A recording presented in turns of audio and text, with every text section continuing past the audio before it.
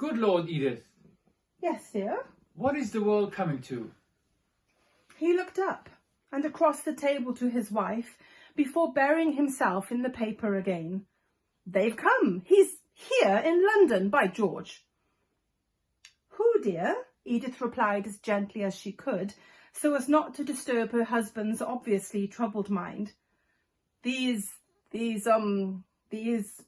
lots of ummings and mumblings.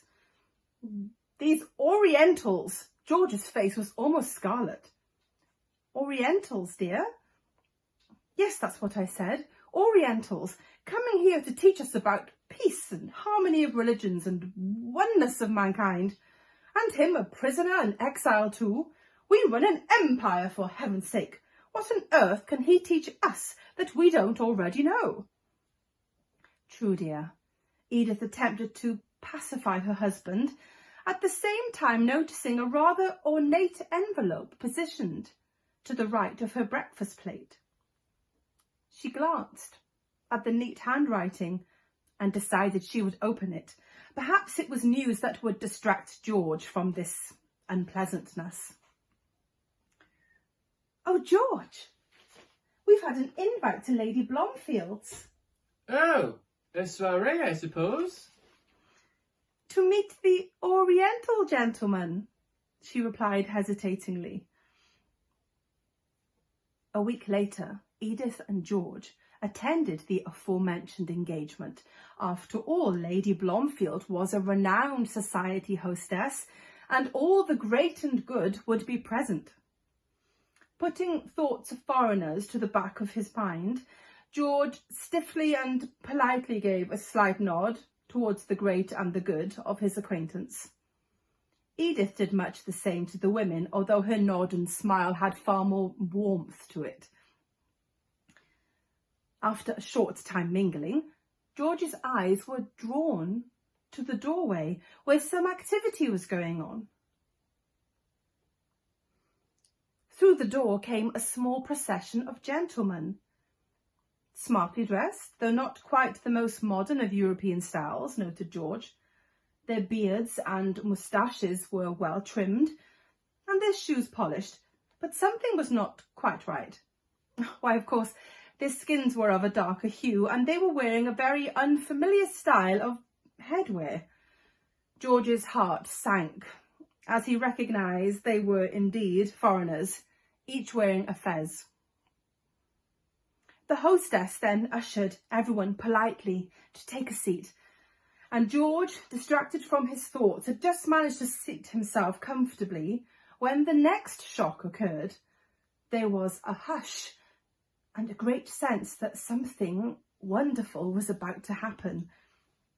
All eyes turned towards the open doorway.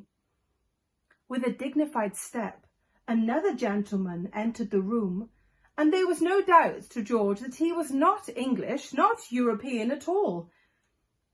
The Eastern gentleman was short of stature, with flowing white hair and beard, and dressed in a plain and cleanly Eastern costume from head to toe. Well, at least he's not ostentatious like some of those presented at court, thought George. And in the same instant he felt slightly uncomfortable with his own thought. "Esteemed guests," announced the hostess, "may I introduce to you the master, Abd'ul-Bahá. He has come from Palestine to share with us the teachings of his father, Baha'u'llah. He has come out of love for humanity." George's gaze fell on the guest's face, a face deeply etched with lines of age and suffering, but set with eyes that drew his undivided attention and penetrated his very soul. Such love radiated from his being that it seemed to George to wrap itself around him like a cosy blanket. It was love that could melt an icy heart or shatter to smithereens an unrelenting will. The distinguished guest addressed the assembled audience, his voice rich and deep in tone, carried an air of authority mingled with humility and love. He seemed at once a sovereign lord and yet a servant to all. What Abdu'l-Bahá said exactly about the drawing together of all races and classes, freeing oneself from ancient superstitions or giving praise to all of God's prophets, George was probably aware of a mere smattering. Yet his ordered life had been turned upside down. Everything he believed in before had been upturned. Everything had to be re-examined and weighed in the light of the dawning of a new day for all mankind.